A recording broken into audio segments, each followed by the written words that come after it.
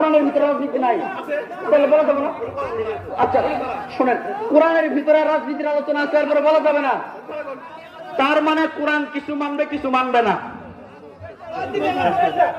বাংলাদেশের দেখেন কোরআনের ভিতরে রাজনীতির আলোচনা আছে, উনি মানেন, এরপরে বলতে দিবে না, তার মানে কোরআন কিছু মানে কিছু মানবে না। ভুল কোনটা করছে বলেন, কোনটা ভুল হয়েছে বলেন তো দেখি, ভুল কোনটা হয়েছে বলেন তো দেখি।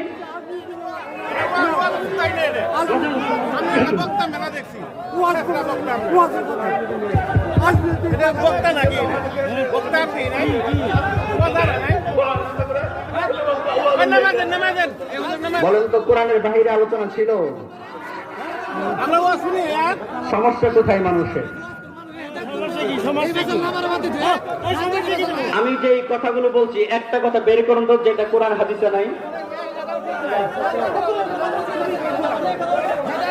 মির্জা ফখরুল যদি বলতে পারে কোরআন হাদিস মানি না, আমি এই কথা বলতে পারবো না বিএনপি কে মানি না। মির্জা ফখরুল যখন বলছে শরীয়ত মানি না, তখন আপনি কোথায় ছিলেন বলেন তো? কোরআন থেকে